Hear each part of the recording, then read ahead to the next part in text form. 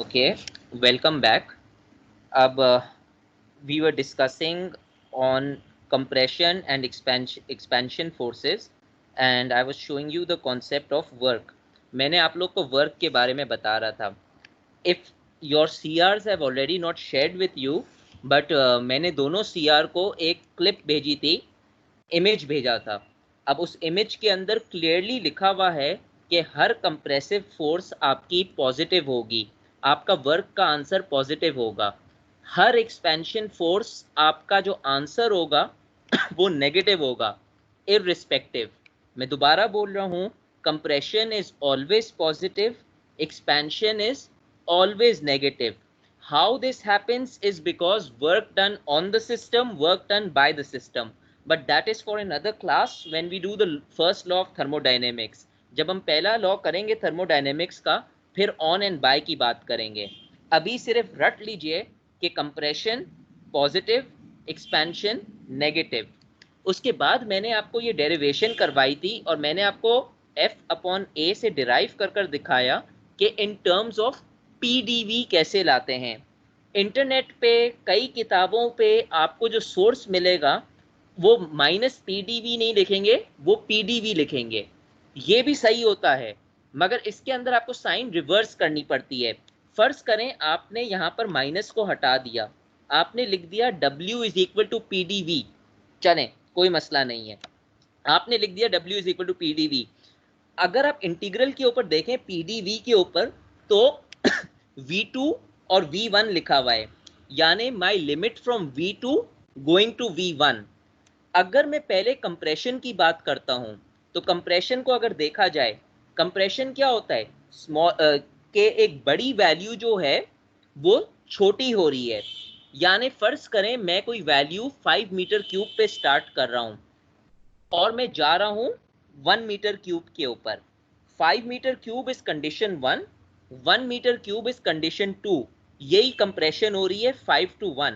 मगर फॉर्मूले के हिसाब से मैं V2 माइनस V1 करना है.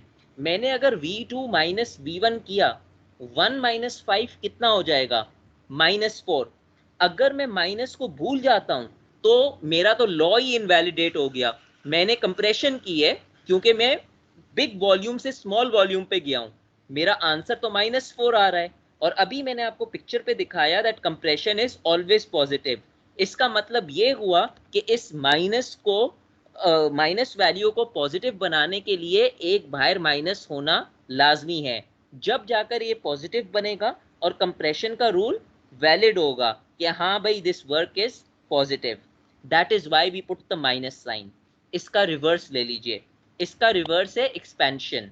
एक्सपेंशन में क्या होता है, एक छोटी वॉल्यूम से बड़ी वॉल्यूम पे जाता है. लेट से मेरी जो छोटी वॉल्यूम है, जो स्टार्टिंग पॉइंट है, वो 2 मीटर क्यूब है. मेरी बड़ी जो वॉल्यूम है वो 10 मीटर क्यूब है. अगर मैं 10 माइनस 2 करूं तो मेरा आंसर क्या आएगा, 8 आएगा. अज्यूम करूं कि मैंने अपने फॉर्मूले में पीडीवी लिखा है, मैंने माइनस की साइन नहीं लिखी है. मेरा न्यूमेरिकल आंसर 8 आ रहा है और मुझे मालूम है ये एक्सपेंशन है. कैसे मालूम है एक्सपेंशन है, स्मॉलर वॉल्यूम से बड़ी वॉल्यूम जा रहा है. मगर एक्सपेंशन का आंसर क्या होता है, एक्सपेंशन का आंसर हमेशा नेगेटिव होता है. Work done has always got to be negative. तो इसीलिए मैं इसको माइनस से मल्टीप्लाई करता हूं.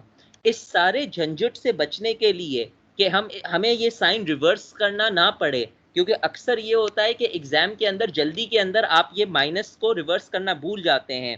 अभी तो मैं आपको बता रहा हूं तो ये पॉइंट्स उस वक्त याद नहीं रहते. तो बाय मॉडर्न कन्वेंशन हम directly formula W is equal to minus PDV करते हैं. फिर आपको सिर्फ V2 और V1 के लिमिट्स डालने और ऑटोमेटिकली आपका जो कंप्रेशन का आंसर आएगा वो पॉजिटिव आएगा, एक्सपेंशन का आंसर नेगेटिव आया. अगर आपका कंप्रेशन का आंसर पॉजिटिव आया, एक्सपेंशन का नेगेटिव आया, आपने ये क्वेश्चन सही किया है. मतलब हो सकता है कैलकुलेशन मिस्टेक हो, मगर थ्योरी वाइज आपका सही है. अगर आपका कंप्रेशन के अंदर आंसर नेगेटिव आ रहा है, या तो आपने साइन रिवर्स नहीं की है, या दूसरा ऑल्टरनेटिव ये हो सकता है कि आपने V1 और V2 की वैल्यूज उल्टी लिख दी हैं. तो इसीलिए ये इक्वेशन को हम यहाँ इस तरह लिखते हैं. ये बात क्लियर हुई? सर एक क्वेश्चन है सर. हाँ पूछें. सर आपने जो है ना मतलब नेगेटिव डाला से ये एक इक्वेशन के एक साइड पे डाला, तो मैथमेटिकल पॉइंट ऑफ व्यू से तो सर हम कोई चीज अगर इंट्रोड्यूस करेंगे इक्वेशन में तो हम दोनों तरफ डालेंगे, तो इसके हिसाब से ये गलत नहीं हो जाएगा? देखें, ये अगेन ये एक्सपर्ट्स ने डाला है, मैंने नहीं डाला है, ये इन्होंने बाय कन्वेंशन माइनस डाला था, इन्होंने कर मैंने तो वैसे नहीं डाला है। अगर इसको आप माइनस रखें, माइनस होता है, मैं तो बोलता हूं माइनस पीडीवी है, ये तो आपकी आसानी के लिए मैंने बोला था, अगर आप लोग ना रखें तो आप मल्टीप्लाई करें माइनस से। मैं तो ये बोल रहा हूं कि equation is W minus PDV V2 minus V1। अगर अंदर से वैल्यू माइनस आ जाएगी जो कि कंप्रेशन के केस में आएगी, तो माइनस अंदर और माइनस बाहर ऑटोमेटिकली पॉजिटिव बन जाएगा। आप चलें अनलर्न कर लें जो आपने अभी तक सीखा है। मैं आपको ये बोलता हूं कि थर्मोडायनेमिक्स के लिए work is defined as minus PDV, इसका फॉर्मूला माइनस पीडीवी है। एक सिस्टम के ऊपर सब रहें तो कोई मसला नहीं होगा, मतलब इसके अंदर फिर आपको माइनस डब्ल्यू करने की जरूरत ही नहीं होगी, आप डायरेक्टली डब्ल्यू को लिख लें माइनस पीडीवी। क्लियर है? Okay sir. अब मैं आगे करता हूं, ये डेरिवेशन तो सबको आनी चाहिए, ये मैंने आपको बता दी थी डेरिवेशन। आगे यही बात मैं कर रहा हूं कंप्रेसिव साइन के अंदर, ये जो बात मैंने इतनी देर बताई, ये 3-4 लाइनों में यही है। The negative sign is present due to the convention adopted for work, उसकी वजह से नेगेटिव साइन है। When the piston moves the cylinder to compress the fluid, the applied force and the displacement are in the same direction. आपको मैंने पहले बताया था compression means same direction. Due to this the work produced is positive. Compression का अगर मैंने आपसे ये पूछा ना कभी कि कंप्रेशन के अंदर वर्क पॉजिटिव क्यों आता है या हमेशा पॉजिटिव क्यों आता है, because in compression the force applied and the displacement are always in the same direction. Minus sign is required, this is the important line, the volume change is negative. यानी volume negative नहीं है, दोनों volume positive हैं, volume change negative है। Volume change का मतलब V2 minus V1। जब आप V1 से V2 जा रहे हैं, कंप्रेशन का मतलब ही ये हुआ कि आप एक बड़ी वैल्यू को छोटी वैल्यू कर रहे हैं। और चेंज हमेशा क्या होता है, change is always final position minus initial position. तो अगर फाइनल पोजीशन जो V2 है वो छोटी वैल्यू है और इनिशियल पोजीशन बड़ी वैल्यू है, तो ऑब्वियसली आपका आंसर नेगेटिव आएगा। उस नेगेटिव को काउंटर एक्ट करने के लिए आपका माइनस इसको पॉजिटिव कर देगा, जो प्रूव कर देगा कि convention is always a positive answer. Clear? Okay. अब यस सर। इसी का उल्टा करते हैं एक्सपेंसिव फोर्स। एक्सपेंशन में क्या होता है, in expansion the applied force and displacement are in opposite direction. By trial and error हमें मालूम है एक्सपेंशन जो हो रहा है उसके अंदर आपका जो फोर्स अप्लाई हो रही है और आपका जो डायरेक्शन है वो ऑपोजिट है। ये हमें सीधा सीधा बता देता है कि मेरा जो आंसर है वो नेगेटिव में आना चाहिए, लाजमी नेगेटिव में आएगा। मगर वॉल्यूम चेंज क्या है, अगेन वही phenomena, volume change is always V2 minus V1। मगर एक्सपेंशन में मेरी क्या हो रही है, V1 टू V2 जा रहा हूं, यानी छोटी वैल्यू से बड़ी वैल्यू जा रहा हूं। अगर मेरी V1 की वैल्यू 3 है, if my V1 value is 3 and my V2 value is 7, the change in volume is 7 minus 3। 7 minus 3 would give me an answer positive 4. That is wrong for expansion. Expansion cannot be a positive value. The minus on the outside will make your answer negative and will give you the correct answer for expansion. Crux of the matter जो मैंने आपको आखिर में भी लिख दिया है, in short, a compressive force is always positive, an expansion force is always negative by modern convention. Modern convention जो हमने लगाया है इसके अंदर कंप्रेसिव फोर्स हमेशा पॉजिटिव होगी, एक्सपेंशन फोर्स हमेशा नेगेटिव होगी। कंप्रेशन फोर्स के अंदर दोनों डायरेक्शन सेम होंगे, एक्सपेंशन के अंदर दोनों डायरेक्शन ऑपोजिट होंगे। और लास्ट पॉइंट ये, heating will always result in expansion, cooling will always result in compression.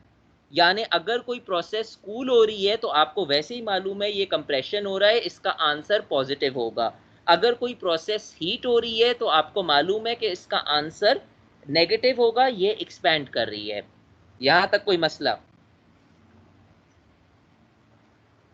अब आपको क्या होना चाहिए, आपको ये डायग्राम बनाना आना चाहिए। नीचे का हिस्सा छोड़ दें, ऊपर का हिस्सा ज्यादा इंपॉर्टेंट है, प्रेशर अगेंस्ट वॉल्यूम कर्व। इसको हम बोलते हैं थर्मोडायनेमिक्स के अंदर pressure versus volume, pressure versus volume diagram. अब एक चीज मैं यहां पर आपको क्लियर कर दूं कि मेरे लिए ये जो डायग्राम बना है ना, ये मेरे लिए गलत बना है। वॉल्यूम के साथ इनको यूनिट लिखने चाहिए थे, प्रेशर के साथ इनको यूनिट लिखने चाहिए थे। अगर आपने डायग्राम बनाया और यूनिट नहीं लिखे तो मैं उसको पिनलाइज करूंगा, क्योंकि यूनिट होने चाहिए। आपने ब्रैकेट के अंदर यूनिट डाल देने हैं, मीटर क्यूब है, पास्कल है, या जो भी। बाय कन्वेंशन या आसानी के लिए always convert the units to SI units, यानी आपका जो वॉल्यूम का आंसर है उसको आप पॉजिटिव रखिएगा, सॉरी पॉजिटिव बोल रहा हूँ, वॉल्यूम का जो आंसर है उसको मीटर क्यूब में रखिएगा, प्रेशर का जो आंसर है उसको या तो न्यूटन पर मीटर स्क्वायर में रखें या पास्कल में रखें। अब मुझे ये बताएं, और इसके अंदर एक चीज और मिसिंग है जो मैं आपको अपने डायग्राम में दिखाऊंगा। मुझे एक चीज और बताएं, अगर मैं आपको ये नहीं बताता कि ये एक्सपेंशन फोर्स है, आपको देखकर मालूम पड़ जाता एक्सपेंशन है अगर ये डायग्राम होता? Yes sir. बिल्कुल देखता। अब देखिए मैं अपना माउस ओवर कर रहा हूं, इससे देखिएगा। अगर ये मेरे पास पोजीशन 1 है, पोजीशन 1 पे डेफिनेटली कोई प्रेशर होगा और कोई वॉल्यूम होगा x1 वैल्यू के ऊपर। लेट्स से ये मेरी वॉल्यूम है x1, ये मेरी वॉल्यूम है x2। ऑटोमेटिकली मुझे दिख रहा है कि x2 जो वैल्यू है वो इस वैल्यू से बड़ी है, क्योंकि ग्राफ के राइट हैंड साइड पे जा रहा है। और जब मैं इसको जब ये बड़ी है, यहां से लेकर यहां तक जा रहा है, तो ऑब्वियसली ये एक्सपेंशन है। तो अगर मैंने क्वेश्चन के अंदर ये नहीं बताया कि ये ग्राफ एक्सपेंशन है या कंप्रेशन है, आपको मालूम हो जाना चाहिए सिर्फ वॉल्यूम रीड कर कर। दूसरा सवाल अगर मैं ये पूछता कि अगर मैं आपको ये नहीं बताता कि ये एक्सपेंशन है या कंप्रेशन है, मैं आपसे ये पूछता is the above graph for heating और कूलिंग, आप क्या बोलते? Heating. Heating expansion sir. Heating heating sir. Expansion है तो आप हीटिंग बोलते हैं इसको। अच्छा, जैसे ये ग्राफ है, इसी तरह कंप्रेशन का ग्राफ है। वही चीज है, आपको वॉल्यूम के यूनिट लिखने हैं, आपको प्रेशर के यूनिट लिखने हैं। इसके अंदर अगर मैं यहां पर कंप्रेशन नहीं लिखूं, सपोज मेरा compression is missing from here, you can easily tell that this is compression. How can you tell? Your V1 value is a bigger value and a bigger value is becoming a smaller value. यानी big to small, कोई बड़ी value अगर कोई छोटी value में जाएगी तो वो क्या होगी, वो कंप्रेस होगी। इसीलिए मुझे मालूम है कंप्रेशन है। मगर इस अच्छा, मजे की बात ये, इसका आंसर मुझे बताएं। कंप्रेशन तो ये हो गया, what is the sign of the change of volume in compression? Positive sir negative. Negative होगी। यही Positive मैं होगी। देखें, मैंने बात की चेंज इन वॉल्यूम, मैंने वॉल्यूम का बात नहीं की। Change in volume is V2 minus V1।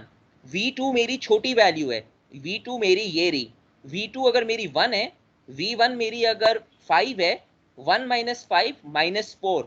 Change in volume is negative, जिसकी वजह से नेगेटिव से मल्टीप्लाई होकर ये पॉजिटिव हो रहा है। So I can say like this, the volume difference is positive, मगर change in volume is negative, क्योंकि change is always final minus initial। अगर मैं डेल्टा H करूं, H2 minus H1, delta U करूं internal energy, U2 minus U1, इसी तरह अगर मैं डेल्टा V करूं, it is always V2 minus V1, और इस कंडीशन के अंदर V2 ये है, V1 ये है। बात समझ आई? तो यू शुड नो हाउ।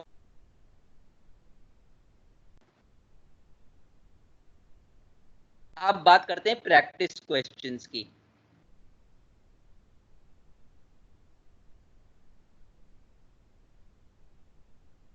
मुझे 2 मिनट दें, कनेक्शन का इशू हो रहा है। कोई अभी अभी आवाज क्लियर आ रही है? क्योंकि कनेक्शन का इशू हो गया था 1 मिनट के लिए। सर यस सर आवाज सही है। ओके, चलें अब जी देखें। Sir clear. सही है। अब बात आती है प्रैक्टिस क्वेश्चंस की। ये जितने भी आपके प्रैक्टिस क्वेश्चन हैं और जो असाइनमेंट के क्वेश्चन हैं, ये बने हुए हैं मेरे दिमाग से, ये आपको कोई किताब से नहीं मिलेंगे, कोई किताब से आपको नहीं मिलेंगे, क्योंकि पर्सनली मैंने बैठकर बनाए हैं, मैं सोचता हूँ और मेरे सवाल से ही आपको अंदाजा हो जाएगा कि मैं सवाल किस तरह के बनाता हूँ। तो अब इसको जरा रीड करें। मेरा पहला क्वेश्चन ये है, a force of 0.2 Newton is applied on an area of 3 centimeter square, making the piston move from 6 millimeter to 1 millimeter. For this system, it can be assumed that the process occurs under isothermal conditions. मैंने आपसे सबसे पहला सवाल तो ये पूछा है, determine the nature of force, दूसरा है कैलकुलेट द वर्क डन, तीसरा है sketch the suitable diagram for the above process. सबसे पहले तो मुझे ये बताएं कि ये क्वेश्चन आपको बता क्या रहा है, ये कंप्रेसिव फोर्स है या एक्सपेंशन फोर्स है? कंप्रेसिव। कंप्रेसिव है सर। देखें, एक्सपेंशन किसने बोला? कंप्रेसिव। मैं माइक को जरा म्यूट कर दूं, मुझे डिस्टरबेंस हो रही है।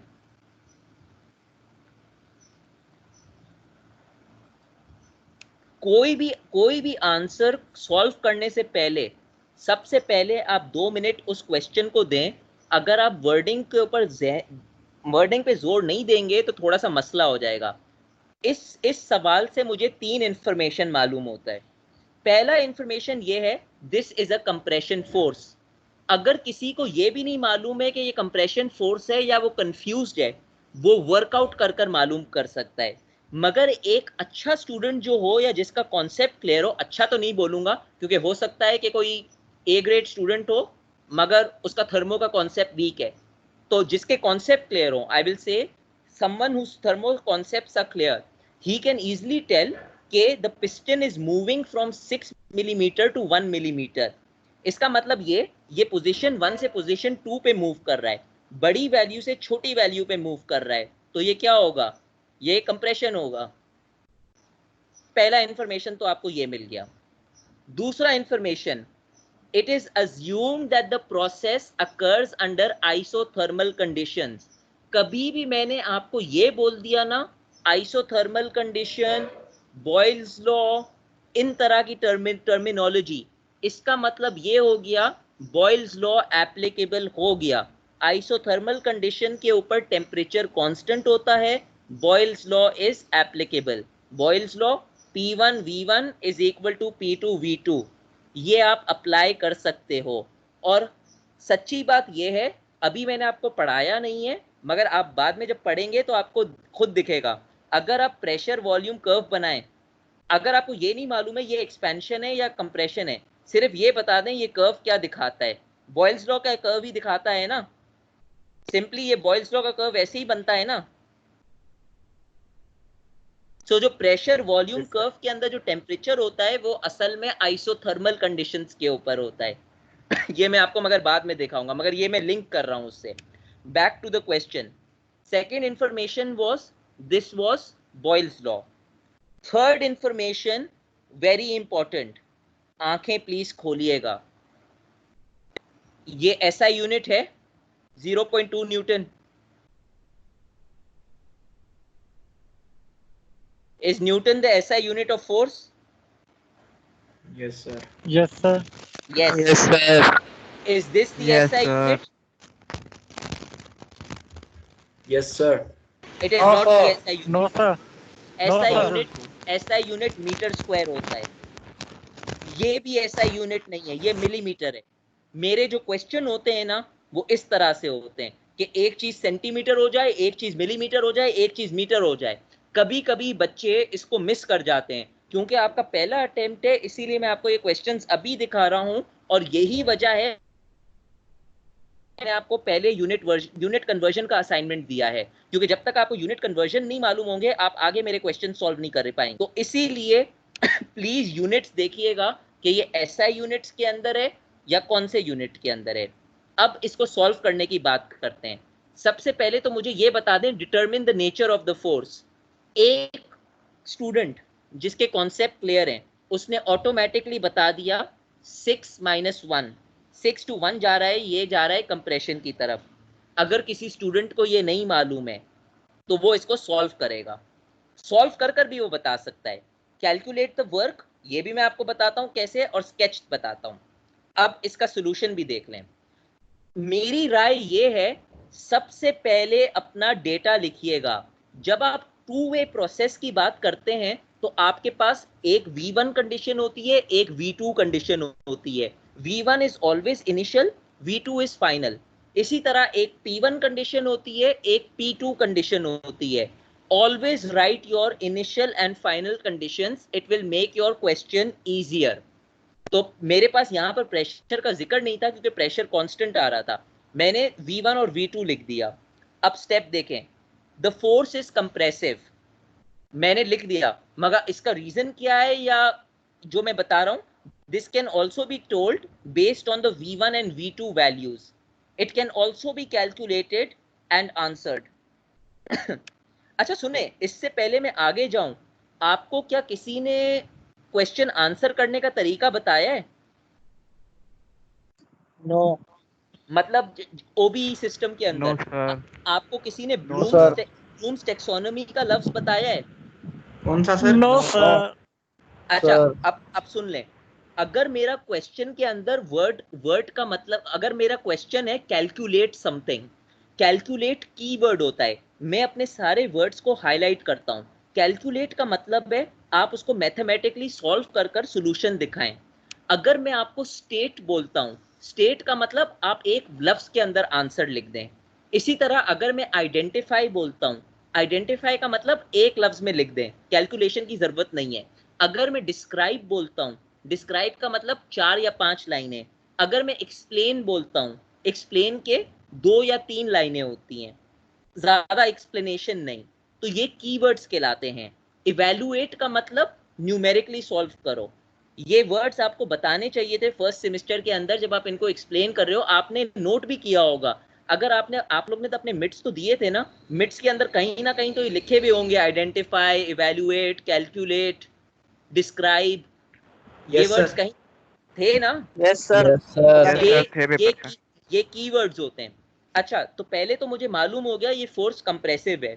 मेरा दूसरा क्वेश्चन क्या था? मेरा दूसरा क्वेश्चन था वर्क ढूंढो। बहुत ही सिंपल सी बात है, वर्क किस तरह ढूंढना है? वर्क का फॉर्मूला आपको मालूम है, -PdV। मुझे P कैसे मिलेगा? P is nothing but force upon area.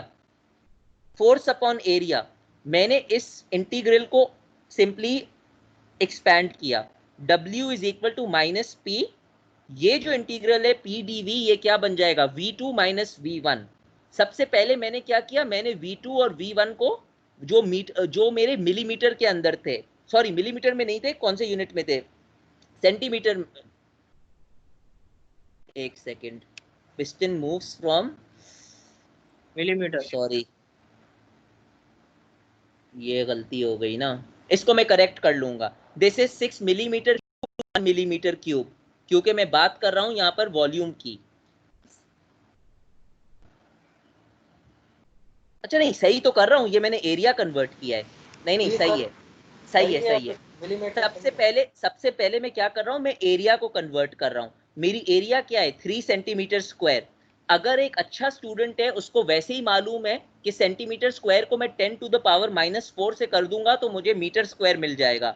इसीलिए मैंने कहा था आपको आपके प्रीफिक्सेस मालूम होने चाहिए।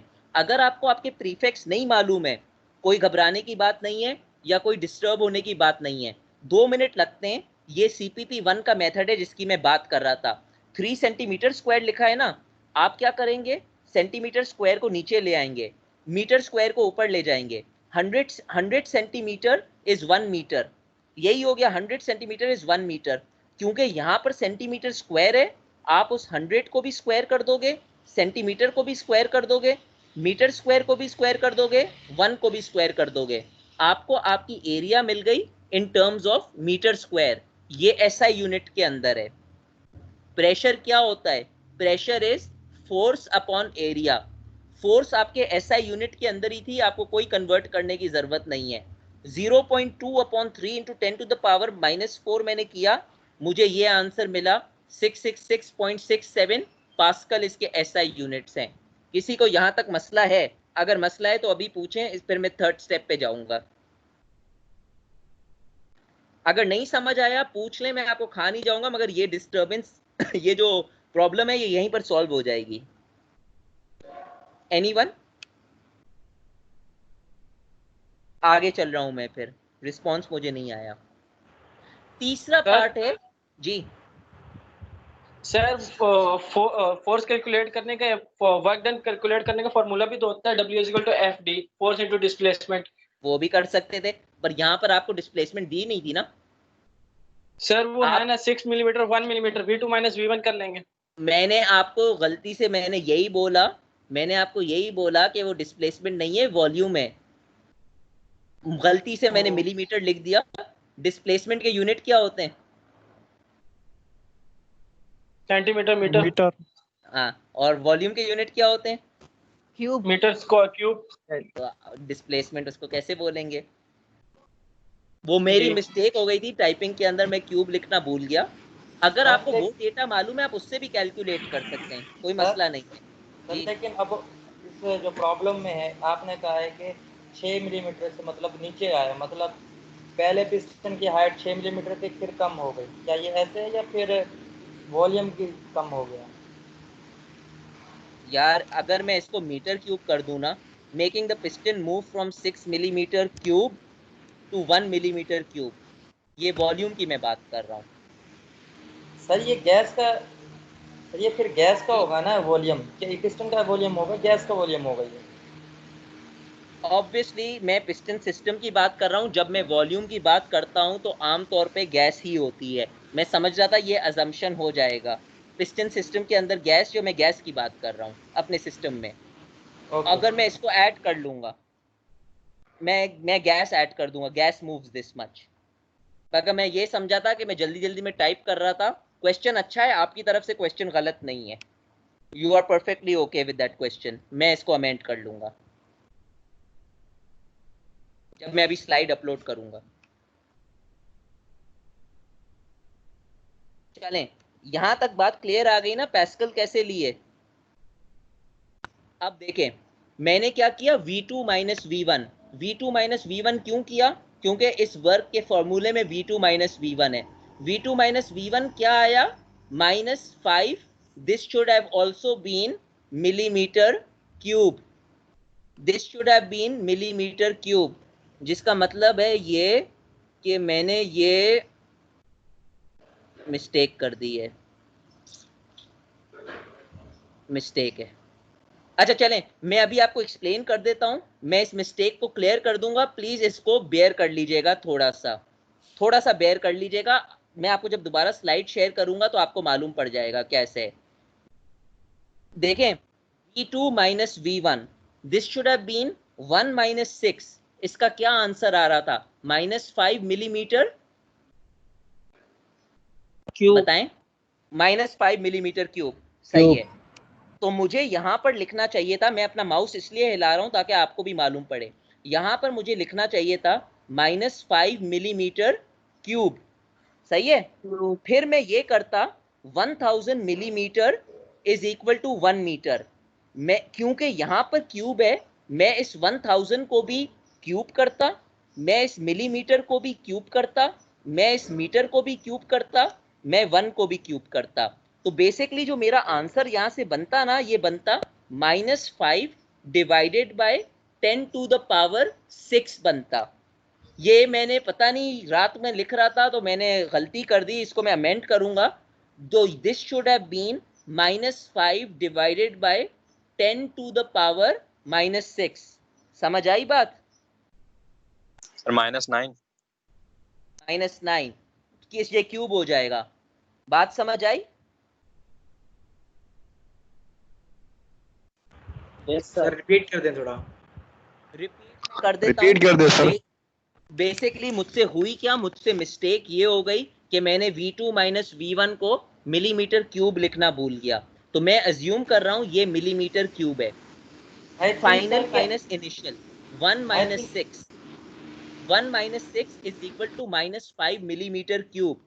तो मेरा जो आंसर आ रहा था वो आ रहा था -5 मिलीमीटर क्यूब, मगर millimetre cube is not the SI unit for volume, the SI unit for volume is meter cube। तो मिलीमीटर क्यूब को मुझे मीटर क्यूब के लिए कन्वर्ट करना था। तो जो मैंने आपको आज सुबह में भी बता रहा था और आपको बोल रहा था CPP1 यूनिट कन्वर्जन में जाएं। अगर ये CPP1 का लेक्चर होता तो मैं डिटेल में जाता इसके साथ, मगर ये जैसे -5 लिखा है, अगर ये मिलीमीटर है, मिलीमीटर क्यूब है, और नीचे तो मुझे इसको कट करने के लिए नीचे भी मिलीमीटर क्यूब लाना पड़ेगा, मगर मुझे मीटर क्यूब में लेकर जाना है तो ऊपर मीटर क्यूब आएगा।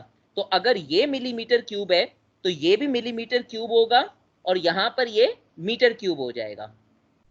मैं ऐसा करते हैं, इस वाले न्यूमेरिकल को छोड़ दें, ये मैं दोबारा सॉल्व कर आपको अपलोड कर दूंगा, आप लोग समझ जाएंगे। अगर आप दूसरा या तीसरा न्यूमेरिकल देख लें, वो समझ आ गई तो ये वाला न्यूमेरिकल भी हो जाएगा।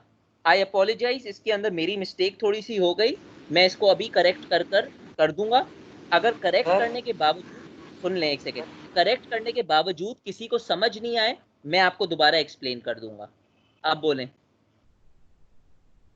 सर मेरे ख्याल में सर आपने ये सही किया, क्योंकि आपने एग्जाम्पल में बताया था कि पिस्टन मूव कर रहा है ना, पिस्टन मतलब 6 मिलीमीटर हाइट थी, तो पिस्टन ने वर्क किया है ना। आई थिंक कि आपने सही किया है, मजीद आप देख लें। यार मुझे एक सेकंड, मुझे दोबारा देखना पड़ेगा, मुझे थोड़ी सी डाउट हो गई है। अगर मुझे डाउट हो रही है तो मैं पहले डाउट को क्लियर करूंगा।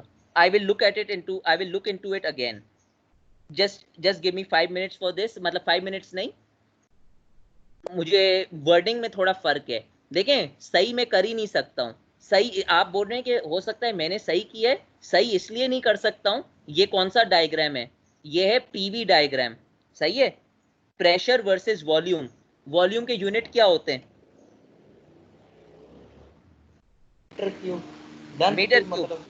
मीटर क्यूब ना।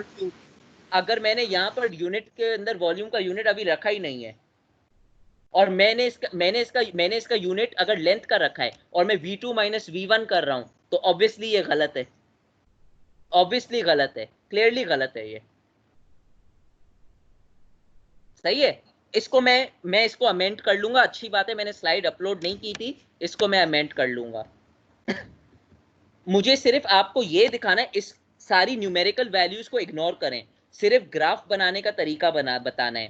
ग्राफ बनाने के अंदर अगर आपके पास, आपको 4 वैल्यूज शो करनी पड़ेंगी। आपको P1 शो करना पड़ेगा, आपको P2 शो करना पड़ेगा। यहां पर आपको P1 और P2 की वैल्यू मालूम नहीं थी, तो आप P1 को इन टर्म्स ऑफ P1 रहने दें और P2 को इन टर्म्स ऑफ P2 रहने दें। इसके यूनिट पास्कल रखें। यहां पर आपको वॉल्यूम की वैल्यू मालूम थी, एक वॉल्यूम 6 थी, एक वॉल्यूम 1 थी, तो इसको आप नंबर फिगर दे दें 6 to 1।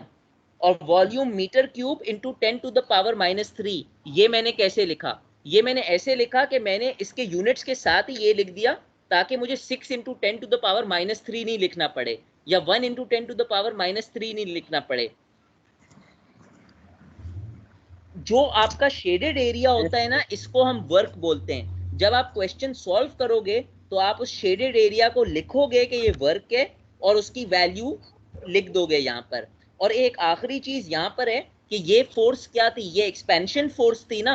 एक्सपेंशन फोर्स इस डायरेक्शन में जा रही है, तो डायरेक्शन के लिए आपको एरो बनाना लाजमी है। अगर ये एरो कंप्रेसिव थी ना जी, कंप्रेसिव सर, ये कंप्रेसिव थी ना सर। कंप्रेसिव है ना, उसका ये एरो नजर आ रहा है उस डायरेक्शन में, जिधर मैं माउस हिला रहा हूँ, ये नजर आ रहा है? जी सर। ये एरो जी बनाना जरूरी है। अब दूसरा न्यूमेरिकल देख लें, वो मेरा ख्याल है करेक्ट हुआ है, उसके अंदर मसला नहीं होगा। इसको जरा देख लें। सर ये एरो गलत नहीं बना हुआ? कैसे? हम तो कंप्रेशन की तरफ जा रहे हैं ना, एक्सपेंशन से हाँ, डाउन आ रहे हैं, तो कंप्रेशन फोर्स ही तो है। तो सर ये अपवर्ड, ये तो एक्सपेंशन शो कर रहा है एरो। कैसे सर अपवर्ड जा रहा है ना? अपवर्ड नहीं, डायरेक्शन उस साइड पे जा रही है ना। अपवर्ड तो बेशक जा रहा है, मगर डायरेक्शन तो लेफ्ट पे जा रही है ना, 6 to 1 की तरफ जा रहा है ना, है तो कंप्रेशन का एरो। तो सर कंप्रेशन में वॉल्यूम कैसे बढ़ गया? क्या वर्क बढ़ गया क्या सर कंप्रेशन में? कंप्रेशन किसकी वजह से हो रहा है? वॉल्यूम चेंज की वजह से हो रहा है ना। और हमारा प्रेशर इंक्रीज हो रहा है। यार आप एक यूनिट देख रहे हो, आप उसको y एक्सिस पे देख रहे हो, उसको x एक्सिस पे देखो। मेरा माउस देखो कहां पर है, मेरा माउस यहाँ पर है। ये स्टार्ट कहां पर हुआ है? 6 के ऊपर हुआ है। ये पॉइंट जी पे सर। वॉल्यूम क्या है, 1 है, तो 1 है। ऑब्वियसली कंप्रेशन की तरफ जा रहे हैं ना, इसलिए मैंने एरो यूं बनाया है। आप प्रेशर जी देख सही रहे हो, सर। आप P2 और P1 देख रहे हो, ओके सर। सही है। सर ये डायग्राम नहीं समझ आई। मैं क्वेश्चन 2 के अंदर ये डायग्राम दोबारा बनाऊंगा, क्योंकि ये क्वेश्चन गलत है, मैं ये डायग्राम पे एम्फेसाइज नहीं करना चाह रहा हूँ। अगला क्वेश्चन देख लें, आपको यहाँ पर समझ आ जाएगी। आप फिक्र नहीं करें, मैं आपको सेटिस्फाई कर ही भेजूंगा। सुन लें। अच्छा, माइक्स अपने प्लीज बंद कर दें, तो ये मसला हो जाता है बार बार। अब देखें, एक और बात ये, अगर क्वेश्चन के अंदर फ्रिक्शनलेस बोला गया हो, इसका मतलब प्रोसेस रिवर्सिबल है। आप एक चीज ये याद रख लें कि दो तरह की प्रोसेस होती है, एक होती है रिवर्सिबल, दूसरी क्या होगी, इररिवर्सिबल। इररिवर्सिबल प्रोसेस जो होती है उसकी वैल्यू हमेशा रिवर्सिबल प्रोसेस से कम होगी। क्यों कम होगी? सर क्योंकि इसमें एनर्जी इररिवर्सिबल प्रोसेस की वैल्यू इसलिए कम होगी क्योंकि रियलिटी के अंदर फ्रिक्शन होती है। रिवर्सिबल प्रोसेस के अंदर हम अज्यूम करते हैं कि फ्रिक्शनलेस है, तो इसीलिए हम फ्रिक्शन को निगेट करते हैं। इररिवर्सिबल प्रोसेस के अंदर हमेशा फ्रिक्शन होती है, उसकी वैल्यू रिवर्सिबल प्रोसेस से कम होगी। ये एक बात। नंबर 2 के रिवर्सिबल और इररिवर्सिबल लिंक्ड कैसे है, ये लिख लें कहीं पर। Irreversible upon reversible is equal to efficiency. दोबारा रिपीट करूं, irreversible work divided by reversible work is equal to efficiency. अगर मुझे सिस्टम की एफिशिएंसी ढूंढनी है तो मेरा फॉर्मूला होगा irreversible work divided by reversible work. पहले मुझे ये बताएं कि एफिशिएंसी की मैक्सिमम वैल्यू क्या हो सकती है? 1 सर। 85 to 90। तो अगर 1 से ज्यादा आपका आंसर आ रहा है, उसका मतलब आपने कोई घपला किया है। आपकी आंसर हमेशा 1 से कम आएगा। 1 से कम आएगा, 1 भी नहीं आएगा, क्योंकि there is nothing which is perfectly reversible. Efficient कोई चीज नहीं होती। अब ये क्वेश्चन अटेम्प्ट करते हैं, इसके ऊपर हो सकता है आपको समझ अब आ जाए। देखें मेरा क्वेश्चन क्या है। A frictionless piston is placed under isothermal conditions at 300 Kelvin. Frictionless piston का मतलब ये हुआ, frictionless piston का मतलब ये हुआ कि ये एक रिवर्सिबल प्रोसेस है। Isothermal conditions का मतलब ये हुआ कि ये बॉयल्स लॉ फॉलो करेगी। टेम्परेचर इसका 300 केल्विन है। Initially the piston is at 2 bar. ये आपको क्या बताता है? ये आपको दो इंफॉर्मेशन बताता है। पहली इंफॉर्मेशन ये है कि P1, मैं कैसे बोल सकता हूं ये P1 है, क्योंकि मैंने कहा initially the piston is at 2 bar, मेरी P1 की वैल्यू है 2। After a certain experiment the piston has a value of 3 centimetre cube from a value of 7.5 10 to the power minus 6 metre cube. इसका क्या मतलब हुआ? इसका मतलब ये हुआ कि जब एक्सपेरिमेंट हो गई, जो पिस्टन है उसने कोई वैल्यू मूव की, गैस ने उसके अंदर मूव की, उसकी वैल्यू हुई 3 centimetre cube from a value of 7.5 into 10 to the power minus 6 metre cube. इनमें से एक आपका SI यूनिट है, एक SI यूनिट नहीं है। पहले तो मुझे ये डिटरमाइन बता दें V1 कौन सा है, V2 कौन सा है? सर V1 7.5 है सर, और V2 3 है। एक बंदा बताए V1 कौन सा है, V2 कौन सा है? सर V1 जो है 7.5 है और V2 बिल्कुल 3 है।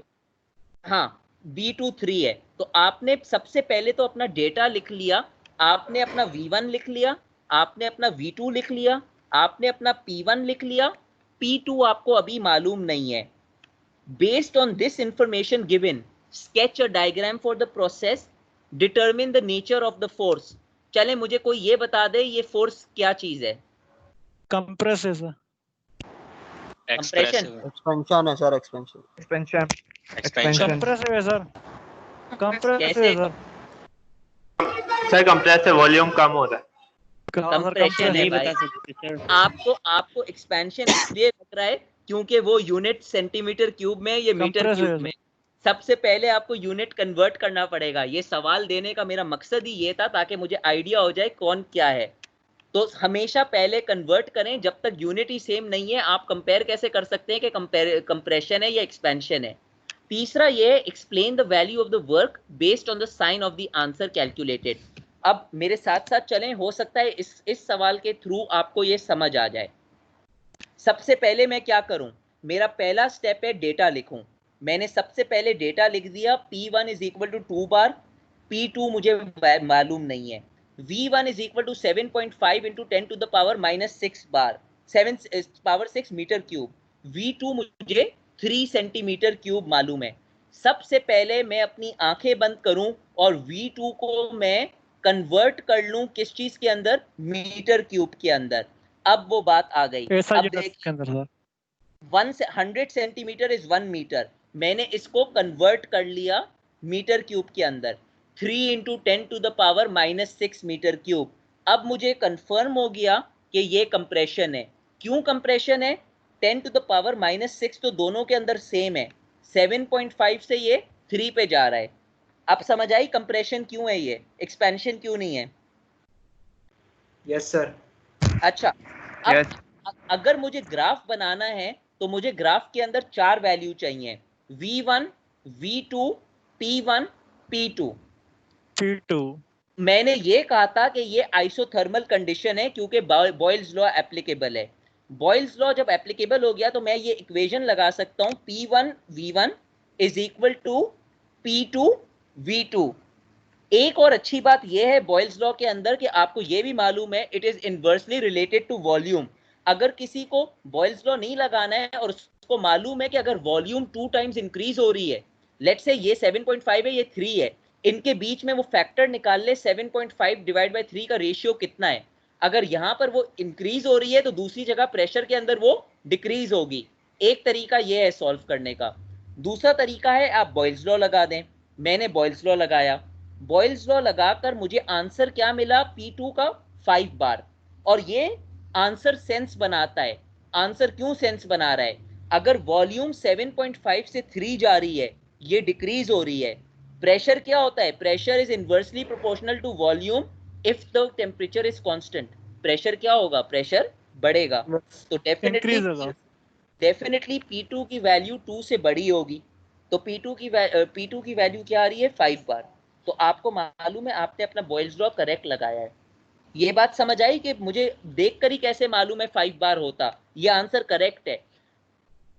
अगर आपके कॉन्सेप्ट क्लियर हैं और आपका अगर आंसर आ रहा होता कोई आंसर 2 से कम, तो आप बोल सकते थे कि ये आंसर में गड़बड़ है, क्योंकि दोनों डिक्रीज नहीं हो सकते। अगर प्रेशर इंक्रीज होता है तो वॉल्यूम डिक्रीज होता है, वॉल्यूम डिक्रीज होता है तो प्रेशर इंक्रीज होता है। इधर आपको दोनों वॉल्यूम मालूम है और आपको मालूम है वॉल्यूम डिक्रीज हो रहा है, तो प्रेशर मेरा इंक्रीज होगा। तो समझ आई बात कि 5 बार कैसे मिला? जी सर। क्लियर है? अब देखें, अब बात आती है ड्रॉ करने की। सबसे पहले तो आप क्या करें, ये जो 5 बार और 2 बार है ना, इसको आप कन्वर्ट कर दें किसमें, पास्कल के अंदर, क्योंकि एसआई यूनिट क्या है प्रेशर के, SI unit of pressure is pascal. ये जो ऊपर वाली चीज है ये वही चीज है जो पीछे की है। ये नीचे वाली चीज देखें जहां पर मेरा माउस हवर कर रहा है, ये आपको पास्कल में कन्वर्ट आ गया। 5 bar is 5 into 10 to the power 5 pascal, 2 bar is 2 into 10 to the power 5 pascal. Clear? No sir, नहीं क्लियर हुआ। क्या क्लियर नहीं हुआ? कन्वर्जन ये सर कन्वर्जन मैंने आपको सुबह में भी बताया था कि कुछ कन्वर्जन आपको मालूम होने चाहिए। उस वक्त मैंने आपको ये बोला था 1 bar is equal to 10 to the power 5 pascal. इसका मतलब ये हुआ कि 1 बार है वो 1 और 5 जीरोस पास्कल है। तो अगर मेरे पास 2 बार है तो वो 2 इंटू 10 टू द पावर 5 हो जाएगा ना। अगर 5 बार है तो वो 5 × 10⁵ हो जाएगा ना। मैंने सिर्फ यूनिट कन्वर्जन की है और कुछ नहीं किया है, मैंने बार को पास्कल बनाया है। अगर आपको यूनिट कन्वर्जन नहीं मालूम है, आपका रोल नंबर क्या है? घबराए नहीं, मैं पूछ रहा हूं अपने लिए ताकि मुझे मालूम पड़े किसको यूनिट कन्वर्जन नहीं आता तो मैं एक्स्ट्रा हेल्प कर सकूं। रोल नंबर क्या है सर? 04। अगर आपको क्लियर नहीं है ना तो मैं आपको यूनिट कन्वर्जन भी बता दूंगा किस तरह मतलब कन्वर्ट करना है। Okay sir. सही है, ये मैंने प्रैक्टिस के लिए असाइनमेंट 1 इसीलिए दिया है ताकि आप कन्वर्ट करें। चलें जी सर। ग्राफ बनाने की बात हो रही है। अब मेरा ग्राफ प्लीज फॉलो करें, आपको इसी से आइडिया हो जाएगा। सबसे पहले तो आप 2 लाइनें बना दें प्रेशर और वॉल्यूम की। प्रेशर और वॉल्यूम की आपने बना दी, उसके बाद आप डायरेक्टली यूनिट्स लिख दें। आपको मालूम है प्रेशर का यूनिट पास्कल है, आपको ये भी मालूम है वॉल्यूम का यूनिट मीटर क्यूब है। अब यहाँ पर आपको नजर आ रहा है कि प्रेशर के अंदर दोनों के अंदर 10⁵ आ रहा है। आप इसको 5 × 10⁵ भी लिख सकते थे, 2 × 10⁵ भी लिख सकते थे, मगर ये ग्राफ को मैसी करता तो मैंने 10⁵ इसी के साथ लिख दिया है और मैंने 2 और 5 ले लिया है। इसी तरह मैंने वॉल्यूम के साथ 7.5 और 3 कर दिया है। अब जब मैं ग्राफ बना रहा हूं, ग्राफ के अंदर मेरे पास 2 पॉइंट होते हैं, एक होता है मेरा स्टार्टिंग पॉइंट, एक होता है मेरा एंड पॉइंट।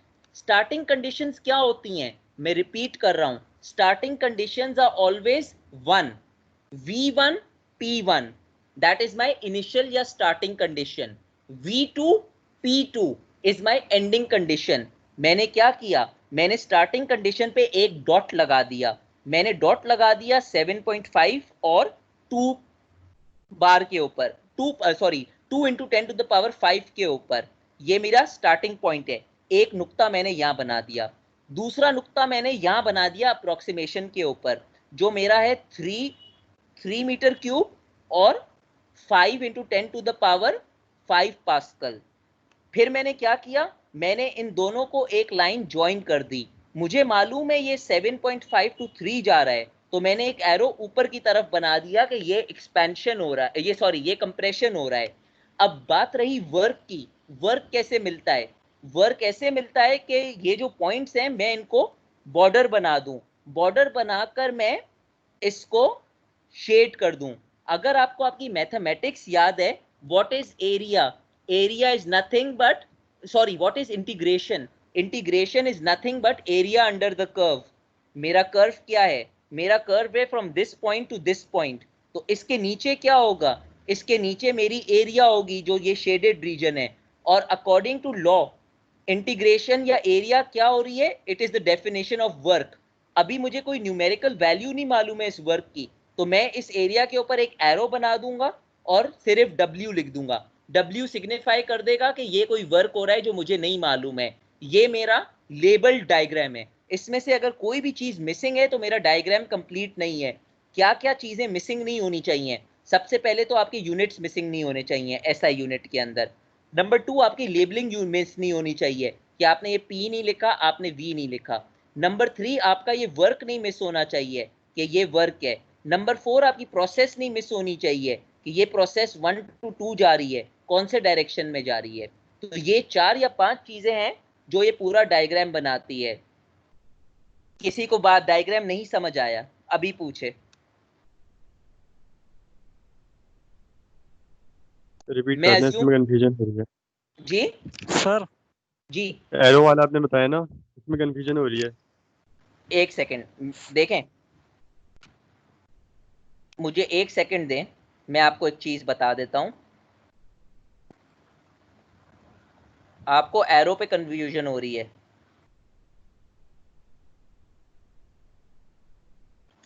इसको क्या हो गया?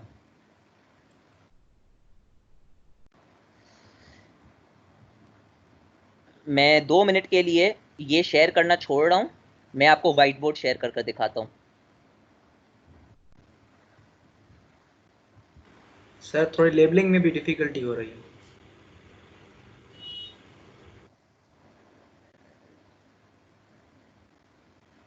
लेबलिंग में भी डिफिकल्टी हो रही है?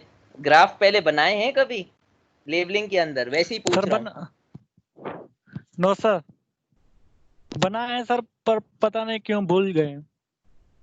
प्रैक्टिस करें ना। देखिए थर्मो 1 प्रैक्टिस के साथ ही आएगी, प्रैक्टिस के बगैर नहीं आएगी। ये जो मैं सवाल आपको जी दे सर, रहा हूँ ना, इसको एक दफा खुद प्रैक्टिस कीजिएगा। Yes sir. मैं अभी आपका एरो वाला मसला भी हल करता हूँ। कुछ नजर आ रहा है स्क्रीन के ऊपर? Yes sir, white board loading. White board loading हो रहा है, अभी देखें।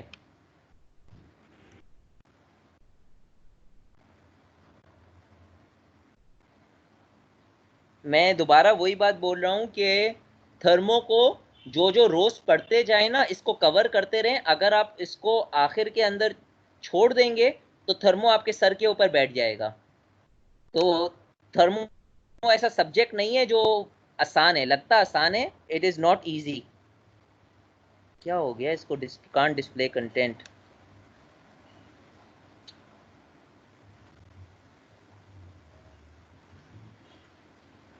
मैंने असल में क्लास लेनी नहीं थी, मगर फिर आप असाइनमेंट नहीं कर पाते, तो सिर्फ असाइनमेंट की खातिर मैंने आपको कह दिया कि इसमें मैं बना दूं आपको।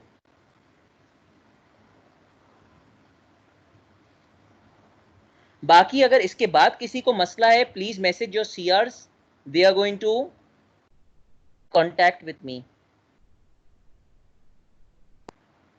I don't know why the whiteboard is not opening.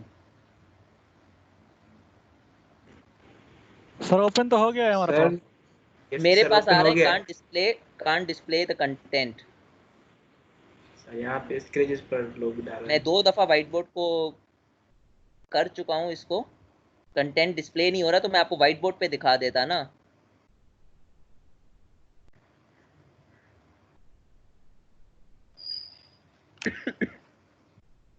अब हो गया।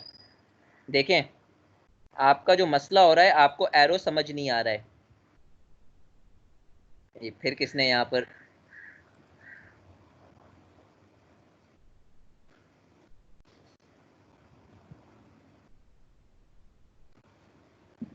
अच्छा, अभी मैं लेबलिंग नहीं कर रहा हूँ क्योंकि लेबलिंग के अंदर मसला होगा। प्लीज इसको नहीं बनाए, मुझे बनाने दें। ये समझे मेरा पीवी डायग्राम है। सबसे पहले मैं बात करता हूँ कंप्रेशन की। कंप्रेशन क्या होती है? बड़ी वैल्यू छोटी वैल्यू में जाती है ना। इससे आप ये भी देख लें ग्राफ बनता किस तरह है। ये मेरी कोई V1 वैल्यू है। V1 वैल्यू क्या है? सपोज ये वैल्यू 6 है, ये वैल्यू 6 है V1 वैल्यू। V2 वैल्यू मेरी क्या है? 1 जा रही है। यहाँ पर मेरी V2 वैल्यू है, ये 1 है। अब कोई मुझसे पूछेगा कि ये मैंने ऊपर क्यों बनाया है, मैं इसको 1 को यहाँ भी बना सकता था। We are following Boyle's law. Boyle's law क्या बोलता है? If pressure is inversely proportional to volume, अगर मेरी वॉल्यूम यहाँ पर डिक्रीज हो रही है, वॉल्यूम मेरी 6 to 1 जा रही है, तो ऑब्वियसली मेरा प्रेशर इंक्रीज होगा। तो अगर मेरा प्रेशर यहाँ पर 6 था, यहाँ पर मेरा प्रेशर, यहाँ पर मेरा वॉल्यूम 6 थी और यहाँ पर मेरी वॉल्यूम 1 है, तो मेरी वॉल्यूम कितनी डिक्रीज हो रही है? 6 टाइम्स डिक्रीज हो रही है। 6 टाइम्स डिक्रीज हो रही है ना। अज्यूमिंग मेरा प्रेशर यहाँ पर 2 है, मेरा प्रेशर यहाँ पर 2 है, तो मेरा प्रेशर यहाँ पर क्या होना चाहिए? 12 हो जाएगा। 6 टाइम इंक्रीज हो जाएगा। बॉयल्स लॉ यही कहता है कि जितना वो डिक्रीज होगा उतना वो इंक्रीज होगा। तो मेरे ये पॉइंट्स हैं। 6 मेरी वॉल्यूम है, 2 मेरा प्रेशर है। इसी तरह मेरा यहाँ पर वॉल्यूम 1 है, प्रेशर 12 है। सबसे पहले मैं क्या करूंगा? सबसे पहले मैं अपना कर्व बना दूंगा। ये मेरा कर्व है। एरो जिसकी मैं बात कर रहा हूं ना, वो ये अब ये एरो देखें, कंप्रेशन है ना, ये मेरा एरो बना 6 to 1, going from condition 1 to condition 2। Suppose अगर मैं इसका उल्टा करता, मेरी फोर्स आ रही होती एक्सपेंशन की। अगर मेरी फोर्स एक्सपेंशन की है, इसका मतलब बड़ी वैल्यू छोटी वैल्यू बनेगी। लेट्स से मेरी बड़ी वैल्यू यहाँ पर है, मेरी वैल्यू सॉरी एक्सपेंशन के अंदर छोटी वैल्यू बड़ी वैल्यू बनेगी। मेरी वॉल्यूम 1 है, बड़ी जाकर मेरी वॉल्यूम कितनी बन रही है? 12 बन रही है। मेरी वैल्यू यहाँ पर 12 बन रही है। मेरा एक्सपेंशन का कर्व ये बनेगा कि अगर मेरी वॉल्यूम बढ़ेगी तो मेरा प्रेशर को क्या होगा? मेरा प्रेशर कम होगा। 1 और 12 यार मेरा नहीं मिटा है ना, प्लीज। मैं आइंदा क्लासेस नहीं लूंगा, आप लोग खुद पढ़िएगा। ये जिसने भी हरकत की है ना, दोबारा ये नहीं करिएगा, मैं पूरी क्लास सफर करेगी। असेसमेंट अपना खुद कीजिएगा, असाइनमेंट मैं नहीं कराऊंगा फिर। फर्स्ट एंड लास्ट वार्निंग है। नहीं आना पढ़ने तो नहीं आए पढ़ने के लिए। अगर मेरी वॉल्यूम यहां पर 1 है, मेरी वॉल्यूम यहां पर 12 है, 1 और 12, तो मेरा वॉल्यूम 12 के फैक्टर से बढ़ रही है, तो इसका मतलब मेरा प्रेशर यहां भी 12 से डिक्रीज होगा। अगर मेरा प्रेशर यहां पर 12 होगा तो यहां पर मेरा प्रेशर कितना होगा? 1। एक्सपेंशन का कर्व कैसे बनेगा? Coming from condition 1 to condition 2। ये मैं आ गया कंडीशन 1 से लेकर कंडीशन 2 से। अब एरो की बात होती है, इसका एरो कैसे बनेगा? ये गौर कीजिए, ये एरो बना going downwards. This downwards is showing that this is expansion. Upwards was showing it was compression.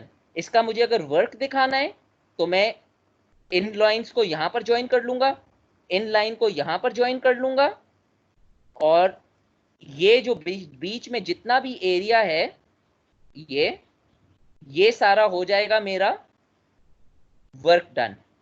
अब समझ आया कॉन्सेप्ट ड्राइंग का? यस सर, समझ आ गया सर। सही है ना? इस तरह ड्रॉ करना है। तो मैंने आपको दिखा भी दिया कि कंप्रेशन का कर्व किस तरह होता है, एक्सपेंशन का कर्व किस तरह होता है। जो आपका असाइनमेंट है उसके अंदर आपको दोनों कर्व मिलेंगे, आपको कंप्रेशन भी मिलेगा आपको एक्सपेंशन भी मिलेगा। ये मैंने आपको बनाकर दिखा दिया कि किस तरह आपको मिलता है। अब कोई मसला है ड्राइंग के अंदर? अगर अभी भी मसला है तो please tell your CR, your respective roll number, मैं डायरेक्ट कांटेक्ट करूंगा। मैं आपको 1-on-1 भी तैयार हूं ऑनलाइन मीटिंग करने के लिए, आपको बताने के लिए, पर आपको बात समझ आ जाए। मेरा मकसद ये है कि आपको बात समझ आ जाए, और समझ आती है तो बहुत अच्छी बात है। तो ये आपको कर्व बनाना दिखा दिया मैंने। फोर्स क्या है? फोर्स कंप्रेशन है। ये मैं इसको भी देखकर बोल सकता हूं और वैल्यूज को भी देखकर बोल सकता हूं। आखिरी सवाल क्या था इसके अंदर? आखिरी सवाल was, are the slides visible? जी sir. The last part of the question was, explain the value of the work based on the sign of the answer calculated. ये बहुत लंबा मैंने लिखा है, मैं आपको 2 लाइन में बता देता हूं। Explain the value of the work based on the sign of your answer calculated. आप सिर्फ ये लिखेंगे, the value of the work is going to be positive because compression is always compression is in the same direction as the force. Positive answer. बस ये लिखना है।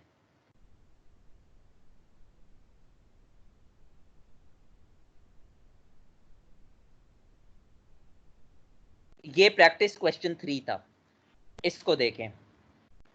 Mechanically reversible piston, आपको ये बता रहा है ये फ्रिक्शनलेस है, इज हीटेड ग्रेजुअली।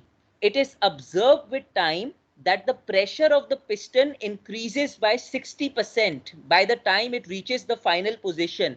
इसका क्या मतलब हुआ? यहाँ पर मैथमेटिक्स यूज हो रही है।